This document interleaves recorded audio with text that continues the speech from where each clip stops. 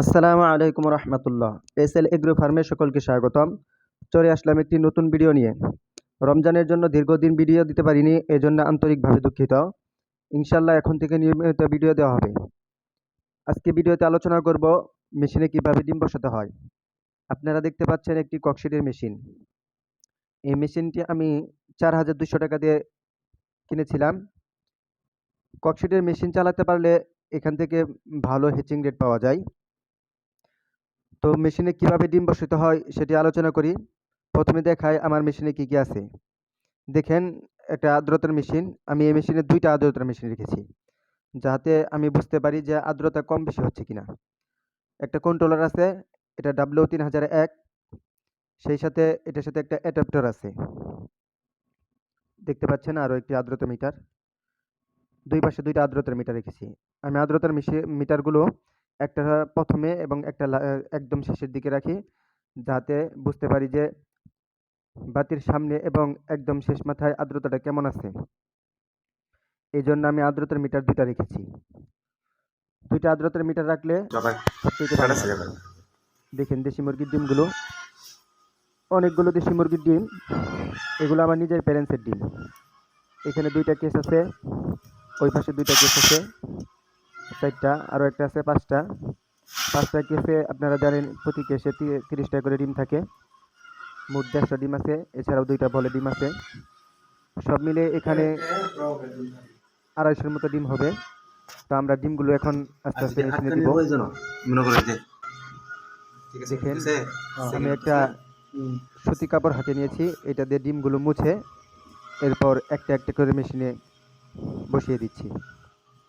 মনে রাখবেন, মেশিনের ডিম বসানোর আগে অবশ্যই আপনারা মেশিন ভালোভাবে পরিষ্কার করে কমপক্ষে আপনারা 4-5 ঘন্টা আগে থেকে মেশিনটা চালু রাখবেন, যাতে করে মেশিনের ভিতরে আর্দ্রতা এবং তাপমাত্রা সবগুলো ঠিক থাকে। মেশিন যাতে জীবাণুমুক্ত হয়। মেশিনের ভিতরে যদি তাপমাত্রা থাকে তাহলে সেক্ষেত্রে জীবাণুমুক্ত হবে। এই জন্য অনেক আগে থেকে আপনারা মেশিন চালু করে রাখবেন। এরপরে আমি ডিম বসানোর আগে একটা সুতি কাপড় নিচে চাইলে আপনারা পেপারও দিতে পারেন।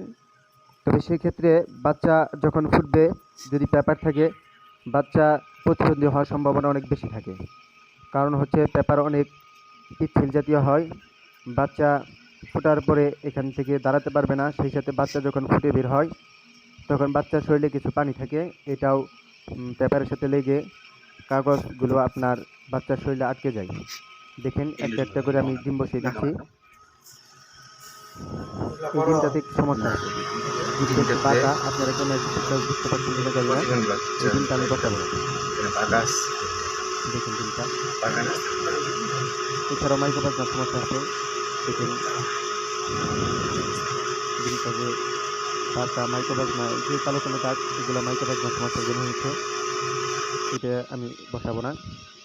দেখেন, মেশিনের নিচে ডিম বসানো শেষ হয়েছে। এখানে আমি 110টার মতো ডিম বসিয়েছি। দেখেন, এই যে 4টা কেস পরিপূর্ণ শেষ হয়ে গেছে। 4টা কেসে 120টা ডিম থাকে, সেক্ষেত্রে ওইখানে 4টা ডিম ছিল, তাহলে 116টা ডিম। তাহলে আমরা 116টা ডিম নিচে বসিয়ে দিয়েছি। দেখুন ডিমগুলো। এখন আমি আমার এই মেশিনটা 2 তলা, এটা আমি নিজেই করেছি। এখন আমি মেশিনের উপরে ডিম বসাবো। দেখেন কেসগুলো, দেখেন 4টা কেস খালি হয়ে গেছে। এই যে মেশিনের উপরে আমি এটা নেট এবং বাঁশ ফাটিয়ে কাবারি করে এটা গুনা দিয়ে ভান দিয়ে বানিয়েছি। এটা আমি নিজেই বানিয়েছি। এটা যে উপরে বসিয়ে দিলাম। এখন এইটার উপরে ডিম দিব। আমি এইটার উপর যখন ডিম বসাই তখন কোনো কাপড় বা কোনো পেপার দেই না। এই যে দেখেন ডিম বসানো শেষ। এখানে সর্বমোট এখন আমি 220টা ডিম বসিয়েছি। এই যে নিচের ডিম, উপরের ডিম, 220টা ডিম বসিয়েছি। দেখেন উপরেরটা আমি এমনভাবে সেট করেছি বাতির মাঝখানে। এই যে আর্দ্রতার মিটার দেখেন কোন জায়গায় রাখতে হয়। একটা একদম বাতির সামনে রাখলাম, আর এটা তাপমাত্রার সেন্সর, এটা আমি মাঝামাঝি রাখলাম। আর একটা আর্দ্রতার মিটার আছে, আর্দ্রতার সেন্সরটা একদম শেষের দিকে রাখলাম।